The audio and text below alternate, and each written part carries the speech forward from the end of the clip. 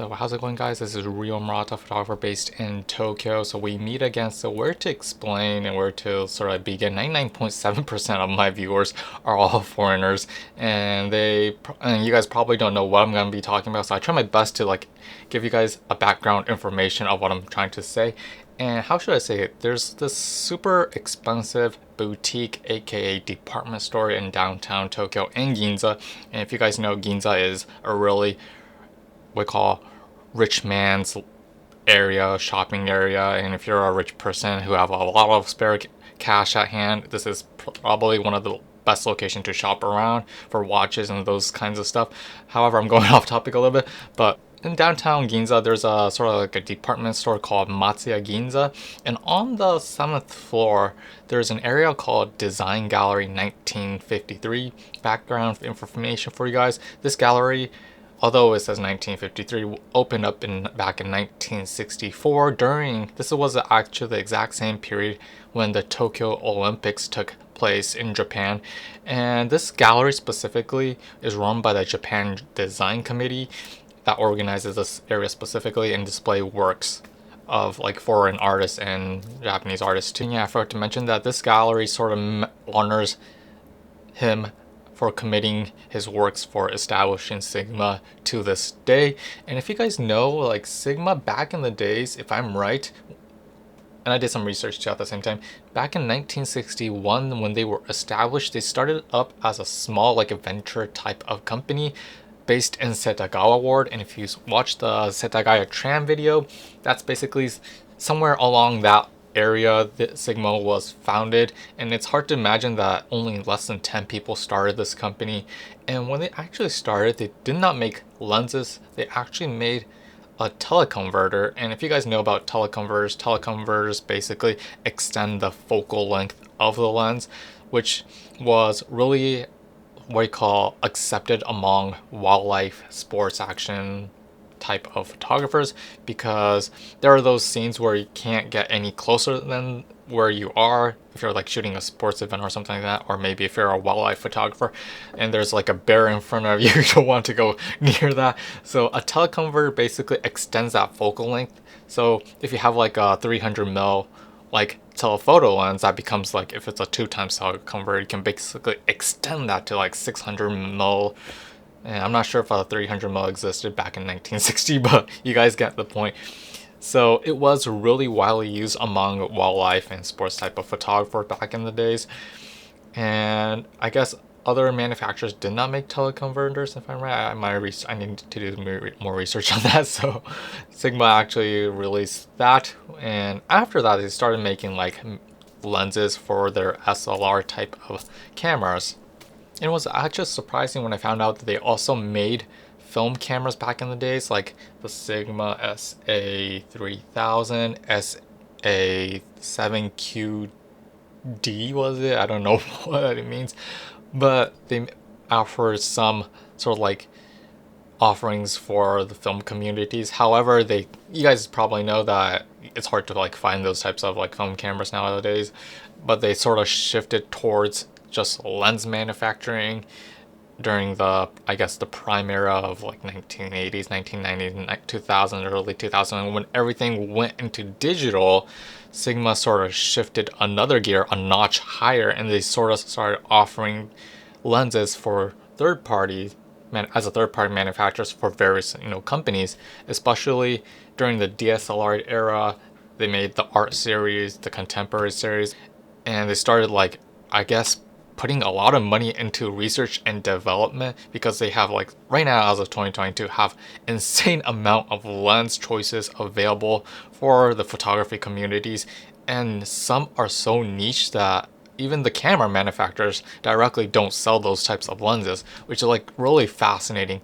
And you guys probably know I shoot with a Fujifilm system, and one of their really unique lenses was for the Fujifilm was the 56mm 1.4 actually, which hits the niche of compactness and lightweightness. And I want to talk about it, but unfortunately this is a film camera channel, so I'm gonna leave that somewhere else and maybe in future videos to come. But going back onto topic, so this gallery unfortunately was sort of like tilted towards digital, and they sort of showcase the product design of the digital type of lenses. And you guys, if you shoot with digital, you know what I'm talking about. They have the contemporary lens, the art lens, and they also have digital cameras actually.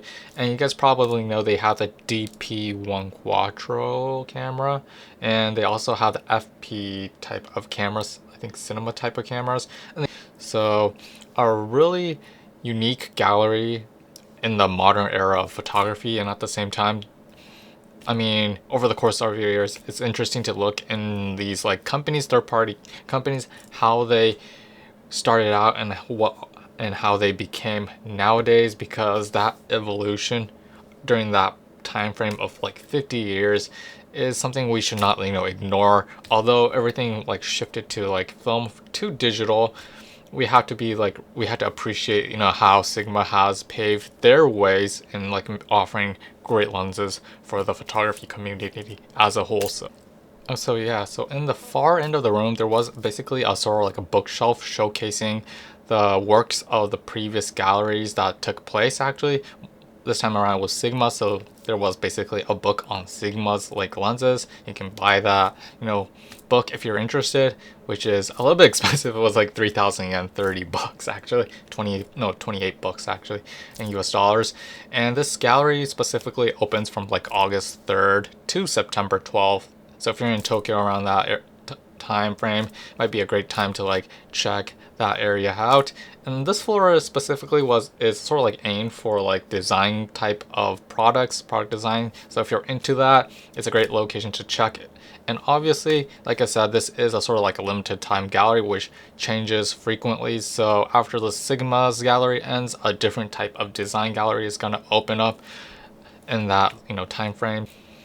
And yeah, it's interesting because like I did not know much about Sigma because back in I'm gonna go a little bit off topic. Like DSLR days, I actually used a Sigma art lens, and if you ever shot with a DSLR back in the days, there was so much what you call incompatibility, focusing problems that arise when shooting with digital, because if the manufacturer produced the correct, camera, and they can basically sort of reverse engineer and get that information out of that camera and basically implement into the lens. However, third-party lens manufacturers typically, it's like harder for them to like reverse engineer a product from Nikon or Canon and stuff like that. And there was a lot of like iffy issues going on with focusing back in the DSLRs.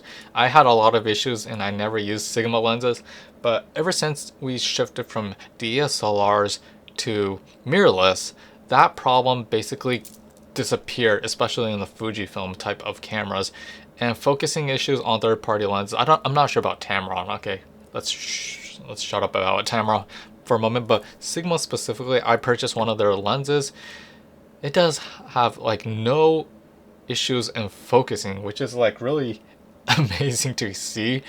And obviously I probably did not cover everything. There are things that I've missed out on, but oh yeah, I forgot to like mention that Sigma right now, they started out in Setagawa area that I just previously said, and I think if I'm right, they moved once to Komai area, another like ward or area in Tokyo specifically, small city actually. And after that, they built, you guys probably know, they built their factory in Gifu Prefecture and Aizu actually, which they basically make 100% of their lenses. And you guys probably know Sigma lenses 100% are made in Japan, while Nikon, Canon, and Sony actually right now, probably the majority of their lenses are not made in Japan. They're made in Thailand or made in China, or maybe Nikon's made, some of them are made in like Philippines and stuff like that. So I guess Sigma's basically the only manufacturer that makes lenses made in Japan. Tamron, I'm not sure of, but yeah. Side note for you guys. Hope you guys like enjoy this video. If you have any questions, or and I'm like curious, like, have you ever used a Sigma film camera back in the days, or maybe one of their Sigma lenses? I mean, I want to hear from you guys. Like, I never used them, so I wasn't sure what the public thinks of Sigma back in the days, back in the film eras. Right now, everything's in digital, and I know that a sure amount of people use Sigma lenses actually, depending on budget constraints. I don't know, travel friendly lenses, because they offer compared to like what you call main camera manufacturers and stuff like that. And yeah, if you have any questions or like any, I don't know, comments, please leave it in an area below. Happy to reply. So yeah, that's basically it on the Sigma Gallery of 1953. I need to like research on why it's called 1953, but yeah, maybe next time. So yeah, we'll see you next time. Peace out.